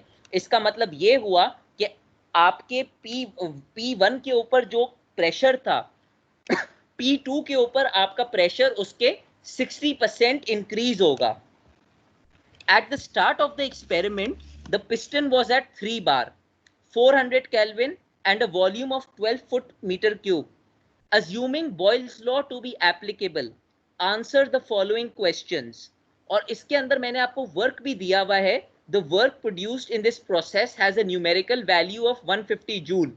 सबसे पहले तो मुझे पहले क्वेश्चन का आंसर बताएं। State, remember state is one word. क्या मतलब? State the final temperature of this process. क्या होगा सर? इसमें सेम ही रहेगा टेम्परेचर, बॉयल्स लॉ का। आप इसका आंसर लिखेंगे 400 kelvin. Number 2, explain the reason for your answer to part 1, isothermal conditions. Question ने बताया है ना isothermal condition. Isothermal condition means जी सर क्वेश्चन है मेरा एक सर ये तो सिर्फ अपना ये आइडियल कंडीशन है। अगर रियल में देखें तो अगर गैस कंप्रेस होकर उसका टेम्परेचर बढ़ता है, ये सिर्फ आइडियल कंडीशन के लिए जी। ये आइडियल कंडीशन के लिए, क्योंकि मेरे क्वेश्चन में है reversible work, reversible piston. Reversible piston के अंदर आप आइडियल एज्यूम करते हैं कि फ्रिक्शन नहीं होता है। ये आइडियल कंडीशन के लिए है क्योंकि आपने मॉडलिंग करनी है। Explain the reason for your answer to part 1 isothermal condition. अब मुझे कोई बताए determine the nature of this force, ये बताएं ये कंप्रेशन है या एक्सपेंशन है? कंप्रेशन। कैसे मालूम? एक्सपेंशन लिखा हुआ है ना, प्रेशर 60% इंक्रीज हो रहा है। एक्सपेंशन होगी ना सर, हीटेड लिखा हुआ है। हाँ देखें, प्रेशर इंक्रीज हो रहा है ना। अच्छा देखें, एक बहुत, अगर जैसे इनका कॉन्सेप्ट क्लियर है, इनका कॉन्सेप्ट क्लियर था, इन्होंने कहा कि प्रेशर इंक्रीजेस बाय 60%, तो इन्होंने ऑटोमेटिकली बॉयल्स लॉ लगा दिया और कहा कि अगर प्रेशर इंक्रीज हो रहा है तो इसका मतलब वॉल्यूम डिक्रीज होगी, तो कोई ना कोई वॉल्यूम इस 12 फुट क्यूब से डिक्रीज होगी, तो ऑटोमेटिकली इन्होंने कंप्रेशन बोल दिया। मगर हो सकता है कि उस वक्त कोई स्टूडेंट को समझ नहीं आए और अल्टीमेटली तो आपको कैलकुलेट करना ही पड़ेगा ग्राफ बनाने के लिए, तो you might as well do a calculation. आपने कैलकुलेशन क्या किया? सबसे पहले आपने अपनी इनिशियल और फाइनल कंडीशंस लिख ली। आपने कैलकुलेशन ये किया कि सबसे पहले तो आपको ये मालूम है कि V1 आपके स्टैंडर्ड यूनिट्स में नहीं है, आपने उसको स्टैंडर्ड यूनिट में बनाया। 12 फुट क्यूब को आपने मीटर क्यूब के अंदर कन्वर्ट किया, तो आपका जो स्टैंडर्ड V1 है वो 0.340 मीटर क्यूब है। आपने फिर बॉयल्स लॉ लगाया। बॉयल्स लॉ लगाने के लिए आपने प्रेशर लिया, आपने प्रेशर को भी स्टैंडर्ड कंडीशन में लिया। मैंने शुरू में क्या कहा था? प्रेशर इज 3 बार, तो 3 multiply by 10 to the power 5 multiply by 0.340 V1 is equal to 4.8। कहां से आया? 4.8 यहां से आया। ये माउस देखे मेरा क्या हिल रहा है। मैंने कहा था pressure 2 is 60% more than P1। 60% मोर का मतलब मैथमेटिकली उसकी परसेंटेज हो जाएगी 160 अपॉन 100। अगर फॉर एग्जाम्पल मैं बोलता प्रेशर इज 30% लेस, तो आप क्या करते? 30% लेस के लिए क्या करते? Expansion sir. एक्सपेंशन तो होता, ये वैल्यू क्या हो जाती? 70 अपॉन 100 हो जाती। 30% लेस का मतलब यहां पर मैंने 160 अपॉन 100 किया तो मुझे 4.8 मिला। 4.8 मिला तो मुझे नई जो वैल्यू मिली वो 0.2125 है। तो जिसने पहले कहा था कंप्रेशन है उसने सही कहा था, जिसको नहीं मालूम कंप्रेशन थी उसने वर्कआउट कर कर देख लिया कंप्रेशन है। कैसे मुझे मालूम कंप्रेशन है? V1 0.340 है, V2 मेरी 0.2125 है। बात समझ आई? तो दोनों तरीके हैं, आप देखकर भी बता सकते हैं, आप कैलकुलेट कर कर भी बता सकते हैं। हाँ, मगर अगर मैंने क्वेश्चन में लिख दिया कैलकुलेट, तो आपको कैलकुलेट करना पड़ेगा, वरना आपको जरूरत नहीं है कैलकुलेट करने की। आप बोल सकते हैं pressure increases, volume is going to decrease, if volume decreases it is automatically compression. Clear? 3 part मैंने कर लिए। क्वेश्चन है बोले यार मैं ये कंप्लीट कर लूं, उसके बाद आप अपना क्वेश्चन पूछ लीजिएगा, कहीं लिख लीजिए, क्योंकि दूसरे भी वेट कर रहे हैं और मैं भी जाना चाह रहा हूं, मैंने भी लंच नहीं किया है। पार्ट 4 सिर्फ क्लास लेने की वजह से। State whether the value of the work generated will be positive और नेगेटिव। ऊपर मैंने आपको न्यूमेरिकल वैल्यू दी हुई है, इस क्वेश्चन में मैंने आपको कहा है ये जो वैल्यू है ये बताएं ये नेगेटिव होगी या पॉजिटिव होगी? क्या होगी? Positive sir. Positive sir. क्योंकि कंप्रेशन है, वैल्यू आपकी पॉजिटिव होगी। Number 5, sketch a suitable diagram for the entire process. Sketch के लिए आपने क्या करना है? आपने वही प्रोसीजर लेना है। आपको मालूम है प्रेशर की दो वैल्यूज क्या हैं, 3 और 4.8। 10 टू द पावर 5 आपने यहां पर लिख लिया। आपको मालूम है V1 आपकी 0.340 है, आपने 0.340 पे डॉट लगा दिया। आपको मालूम है P1 आपका 3 बार था यहाँ पर, तो 3 इंटू 10 टू द पावर 5 आपने ये पॉइंट मार्क कर लिया। V2 आपको मालूम है कैलकुलेट कर करके ये 0.2185 है, आपने V2 मार्क कर लिया। जाहिर सी बात है यहाँ पर प्रेशर इंक्रीज होगा क्योंकि वो कंडीशन के अंदर दिया गया था।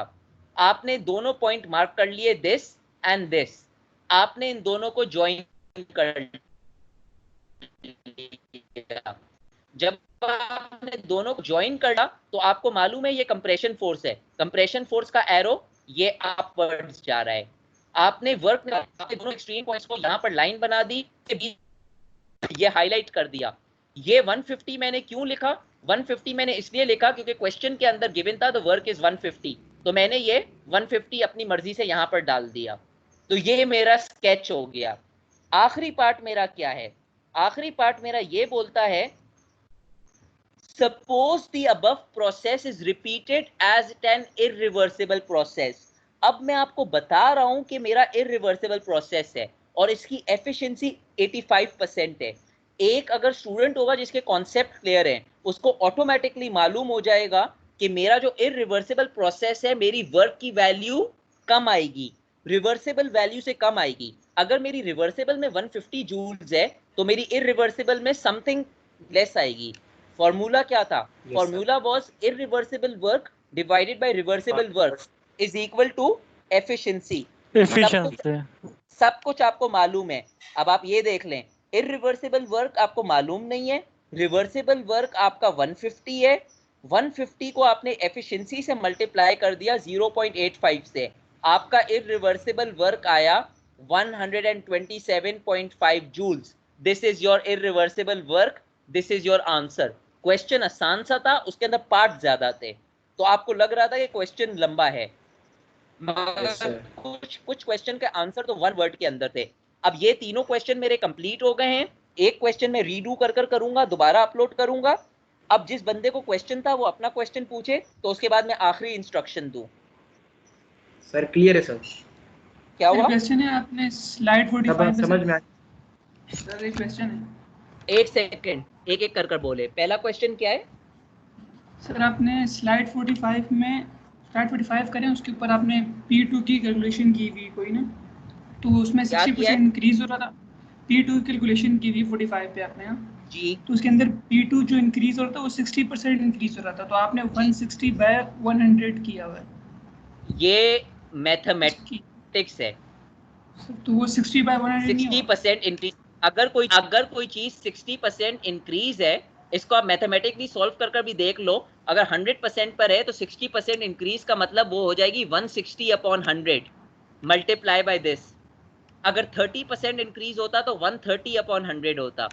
इसीलिए मैंने डिक्रीज की बात की कि अगर मैं बोलता 40% डिक्रीज तो वो हो जाता 60/100। मैंने एक स्टेप के अंदर कर लिया 160/100। आप जो बात कर रहे हो, आप दो स्टेप की बात कर रहे हो। आप 60/100 करते, यानी आप करते 60% इंक्रीज, फिर आप उसको माइनस करते और वो यही आंसर लेकर आते। मैंने डायरेक्ट कर लिया, दिस इज प्योरली मैथमेटिक्स। सही है? ठीक है सर। आप ही से मैं सवाल पूछ लूं, अगर मैंने बोला होता 80% इंक्रीज तो क्या होता? 180 डिवाइड बाय 100। 180 डिवाइड बाय 100, और कुछ नहीं था। ठीक है सर। सही है सर। दूसरा क्या सवाल था किसी और को? Sir compressive force sir positive क्यों है? कंप्रेसिव फोर्स पॉजिटिव क्यों है? इसके मैंने आपको पहले ये बताया था कि by definition compressive force is positive because a compressive force acts in the same direction as the displacement. अभी आपको वो नजर नहीं आ रहा है क्योंकि अभी मैंने ऑन द सिस्टम और बाय द सिस्टम की बात नहीं की है। ऑन द सिस्टम और by the system first law of thermodynamics के साथ उसकी बात होगी। इसीलिए मैंने आपको कहा था कि आप याद रख लीजिए कि कंप्रेसिव फोर्स हमेशा पॉजिटिव होगी और एक्सपेंसिव फोर्स हमेशा नेगेटिव होगी। और मैंने इसको रिलेट कर दिया था इसकी चेंज ऑफ वैल्यू के साथ, जिसके साथ मैंने नेगेटिव बना दिया था इसको पॉजिटिव बनाने के लिए। तो मैंने आपको ये भी बात कही थी कि बाय योर मॉडर्न कन्वेंशन आप वर्क का फॉर्मूला रखें -PdV। अगर यहां पर क्वेश्चन कंप्लीट हो गया है तो असाइनमेंट की बात करते हैं। सब लोग अपना माइक्रोसॉफ्ट टीम्स खोलें। माइक्रोसॉफ्ट टीम्स में आप जाएं मेरे चैनल के अंदर। मेरे चैनल के अंदर आपको थर्मोडायनेमिक्स चैनल्स के अंदर आपको दोनों असाइनमेंट दिख जाएगी। एक असाइनमेंट 1 है, एक असाइनमेंट 2 है। दोनों दिख रही हैं आपको? जी सर, दिख गई है। अच्छा, अब आप जनरल चैनल के अंदर जाएं, जनरल को क्लिक करें। जनरल को क्लिक किया तो सबसे ऊपर जनरल के अंदर पोस्ट है, फाइल है, क्लास नोटबुक है और असाइनमेंट है। आप असाइनमेंट को क्लिक करें। सर आवाज सबसे अब कट रही है ऊपर है। बिल्कुल। आप लोग ने असाइनमेंट को क्लिक किया? सर आपकी आवाज अभी आवाज कट आ रही रही है है आप लोग को? बिल्कुल। मैं दोबारा बोलता हूँ। अब सही। 2 मिनट मुझे दें, ये थोड़ा सा बैड नेटवर्क क्वालिटी है, मुझे 1 मिनट दें।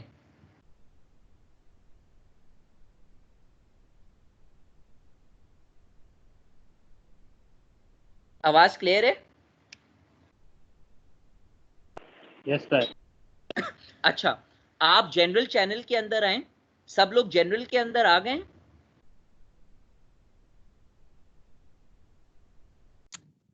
Yes sir. जनरल के ऊपर सबसे ऊपर देखें असाइनमेंट्स है। आप असाइनमेंट को क्लिक करें। मेरे पास कुछ और शो होगा क्योंकि मैं टीचर हूं। मेरे पास आप सबका रिकॉर्ड शो हो रहा है। आप लोग को मेरी स्क्रीन नजर आ रही है इस वक्त? जी सर आपकी स्क्रीन देख रहे हैं। सर आ रही है आपकी नजर। हाँ, मेरी स्क्रीन में देखें क्या आएगा। आप अपनी स्क्रीन में भी देखें। मेरी स्क्रीन के अंदर मुझे ये शो करेगा। जब मैं इधर जनरल करता हूं और मैं असाइनमेंट शो करता हूं, मुझे फॉर एग्जांपल मैंने असाइनमेंट 2 खोला है, मुझे यहां पर दिख रहा है। क्या हो गया?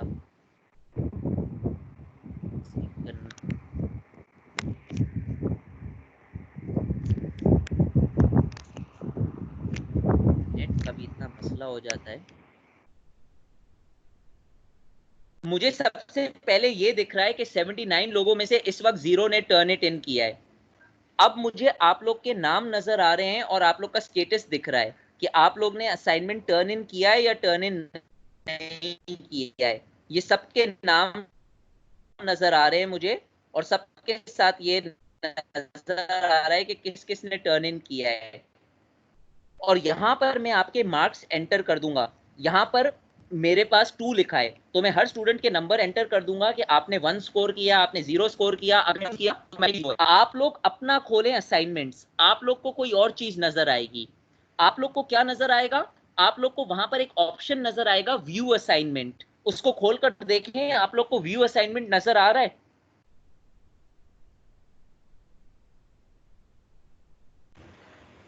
जी सर आ रहा है। व्यू आ रहा है? व्यू को क्लिक करें। जब आप व्यू को क्लिक कर रहे हैं तो आपको नजर आ रहा है कि ये असाइनमेंट की कितनी वेटेज है, 0.5 है या 2 है? यस सर 2 है।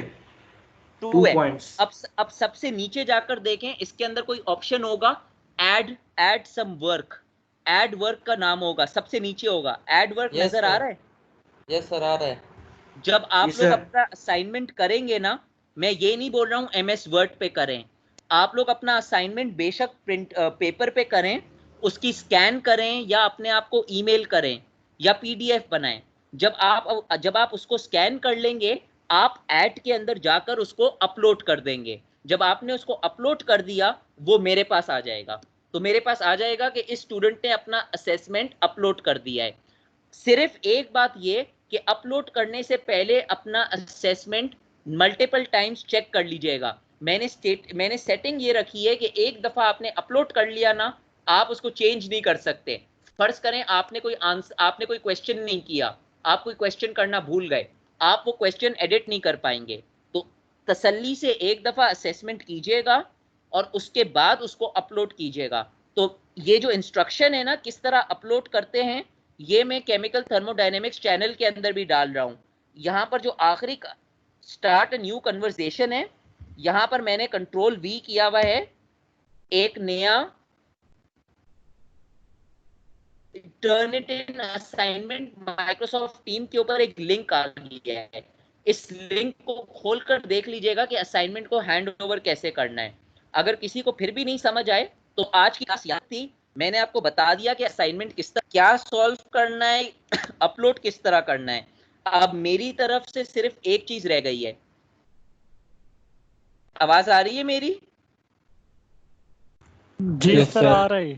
मेरी तरफ से सिर्फ ये चीज रह गई है कि मैं उस स्लाइड को जरा फिक्स करूं और आपकी स्लाइड अपलोड करूं। मैं तकरीबन आधे 1 घंटे के अंदर स्लाइड अपलोड कर दूंगा। और मैं दोनों CRs को मैसेज कर दूंगा that the slides have been uploaded. Assignment के लिए आप कोई भी सोर्स यूज कर सकते हैं, आप इंटरनेट यूज कर सकते हैं, आप बुक यूज कर सकते हैं, आप स्लाइड यूज कर सकते हैं, मगर मुझे आपकी वर्किंग चाहिए। अगर आपने इंटरनेट यूज किया और यूनिट कन्वर्जन के अंदर आपने 1 वर्ड के अंदर लिख दिया, मुझे नहीं मालूम आपने कॉपी पेस्ट कहां से किया, तो ये एक्सेप्ट नहीं होगा। जो CPP1 वाला मेथड है वो मेथड करेंगे। और जो क्वेश्चन दूसरा वाला है वो आप वैसे ही मेरा ख्याल है कॉपी कर नहीं पाएंगे। जो जिसकी अंडरस्टैंडिंग है, जिसने लेक्चर को सुना है, वो ही कर पाएगा। अभी आपको मेरी स्लाइड दिख रही है? सॉरी, ये नो फाइल सर, दिख नहीं रही दिख है? रही। अब ये देखें, मैं आपको एक एग्जांपल दे देता हूं। मैंने आपको यहां पर दिया a frictionless piston is obeying Boyle's law and is placed in a condition of 400 Kelvin. Initially the slide piston नहीं is लग रहा, जी स्लाइड नहीं सर कुछ नजर आ नजर ही नहीं आ रहा, स्लाइड नहीं, ये वर्ड की फाइल है। वर्ड की फाइल नजर नहीं कुछ आ भी रही? नहीं नजर आ रहा। नो सर, सर कुछ कुछ भी नहीं नहीं नजर सर। एक सेकेंड, क्यों नहीं नजर आ रहा?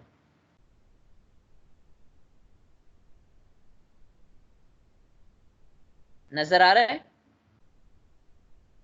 Yes sir. जी सर, अभी आ रहा है। पहले क्वेश्चन की बात कर लेते हैं। पहले क्वेश्चन में the piston is at x bar, यानी आपका P1 x है और y मीटर क्यूब, V1 आपका y है। यहां पर देखें, for the above question you can assume x to be your roll number and the value of y to be your roll number divided by 100। तो हर student का answer कुछ ना कुछ और होगा, तो कोशिश भी नहीं कीजिएगा चीटिंग करने की। अगर दो लोगों का सेम असाइनमेंट पकड़ा गया तो मालूम हो जाएगा। इसी तरह यहां पर H और W है। H is your roll number multiplied by 1000। यहां पर आपको ग्राफ रीड करना है, सॉरी टेबल रीड करनी है। यूनिट्स आपको सारे मैंने दिए हुए हैं कि मीटर क्यूब में है या पास्कल के अंदर है। यहां भी मैंने आपको यूनिट दिए हुए हैं, बार में है या मीटर क्यूब के अंदर है। तीसरा क्वेश्चन, उसके अंदर भी आपका जो पैरामीटर है वो आपका रोल नंबर है। तो ओपन बुक के अंदर यही होता है कि आप एक दूसरे का देखकर सॉल्व नहीं कर पाएंगे। बेलफर्ज आपने देखकर सॉल्व भी कर दिया, दोनों के अंदर आइडेंटिकल मिस्टेक्स हैं तो दोनों के 0 लगेंगे।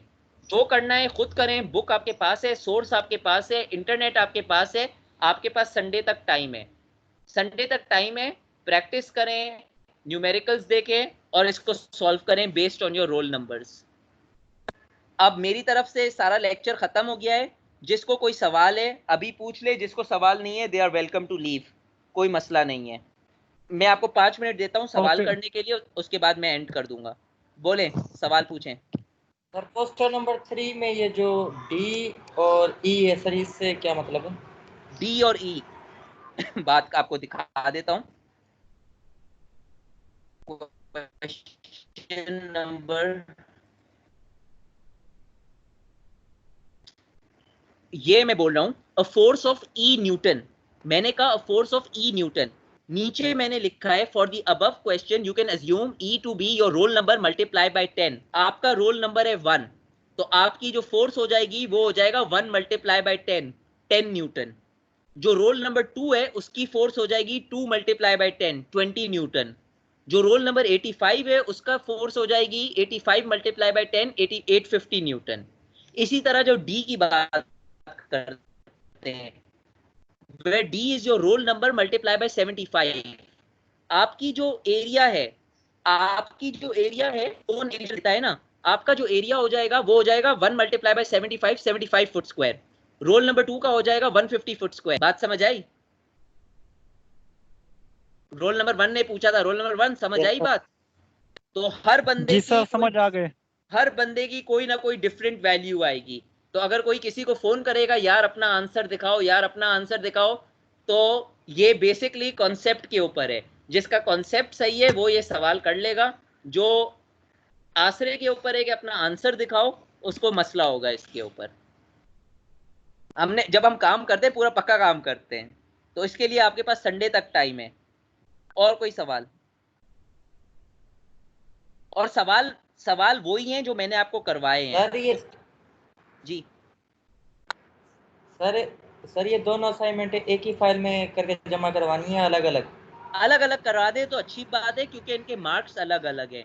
2 अपलोड कीजिएगा, और आप भी देख सकते हैं कि आपको दो ऑप्शंस होंगे, तो आप दोनों फाइल्स को अलग अलग अपलोड कीजिए।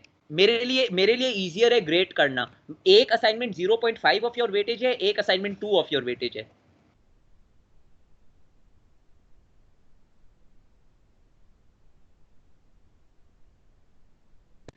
आज का होमवर्क आपका ये होना चाहिए कि सबसे पहले जाकर आप अपने यूनिट कन्वर्जन्स की प्रैक्टिस करें, क्योंकि अभी तो मैंने आपको यूनिट कन्वर्जन इसमें दिए हैं। आगे जब आइडियल गैस का क्वेश्चन आएगा, फर्स्ट लॉ का क्वेश्चन आएगा, सेकंड लॉ का क्वेश्चन आएगा, सारों में यूनिट कन्वर्जन होंगे। और ऐसे ही होगा कि एक स्टैंडर्ड होगा, एक कोई और होगा। तो पहली चीज जो आपको अपनी स्ट्रॉन्ग करनी चाहिए वो यूनिट कन्वर्जन करनी चाहिए। जिसने भी आपको सीसीपी 1 पढ़ाई थी उसको सबसे पहले इस पे एम्फेसाइज करना चाहिए था कि unit conversion. I don't know उसने किया या नहीं किया, but that is not my domain. My domain is कि आप अपने यूनिट कन्वर्जन स्ट्रॉन्ग करें ताकि आप आगे के क्वेश्चन सॉल्व कर सकें। अगर यहां तक सही है तो फिर मैं जाना चाहता हूं कि मैं जाकर फिर खाना खा लूं। जी सर, हम थोड़ी भी सी जाना क्लास चाहते हैं। लंबी हो गई, उसके लिए अब सॉरी। मैं इतनी लंबी क्लास लेना नहीं चाह रहा था, फिर आपके असाइनमेंट में 0 आ जाता, तो उसकी खातिर मैंने एक्स्ट्रा अपना टाइम देकर आपकी क्लास ले ली। जी सर, जिंदगी में पहली जगह सर 3 घंटे क्लास ली हमने भी। जी सर, जिंदगी में पहली बार 3 घंटे क्लास ली। यार आपने पहली दफा क्लास ली है। मैंने 4 घंटे लगातार क्लास ली है आपके सीनियर्स की। अपने सीनियर से पूछ लीजिएगा, 19 से पूछ लीजिएगा, 18 से पूछ लीजिएगा, वो आपको बता देंगे। मुझे पढ़ाने का बहुत शौक है जी, मैं पूरा दिन आपको पढ़ा सकता हूँ। बोले जी सर, वो जो पहले शेड्यूल में जो 2 क्लासेस थी, 10:20 पे लाइट चली गई थी और 1 बजे आई थी, तो उसका फिर क्या होगा अटेंडेंस का? आपने ये पूरी क्लास ली है? जी सर, ये मैंने पूरी क्लास ली है। मैं आपकी अटेंडेंस उसमें प्रेजेंट मार्क कर दूंगा। जी थैंक यू सर। सही है सर, अभी हम जाना चाहते हैं सर। सर मेरी भी 11 से 12 लाइट गई, 11 से 12 लाइट गई।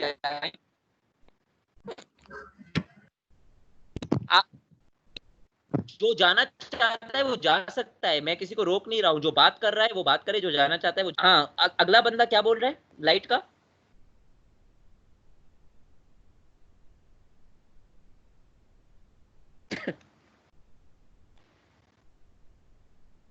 हेलो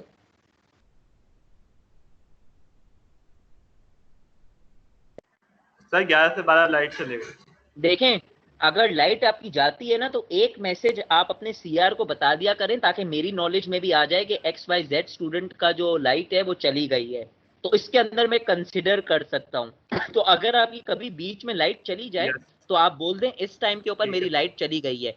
हमें भी मालूम पड़ जाएगा, क्योंकि टीम्स जो है वो आपका टाइम रिकॉर्ड कर लेगा। तो फर्ज करें आपने अगर बोला कि मेरी लाइट 11:30 बजे गई है, मगर टीम्स ने ये दिखाया है कि आपने 11:15 बजे आपने लीव किया है, तो मुझे मालूम पड़ जाएगा कि आप गलत बोल रहे हैं। यहाँ पर आप 2 नंबरी गोलमाल खेल रहे हैं मेरे साथ। तो इसीलिए आप सीआर को बता दें, सीआर मुझे बता देगा।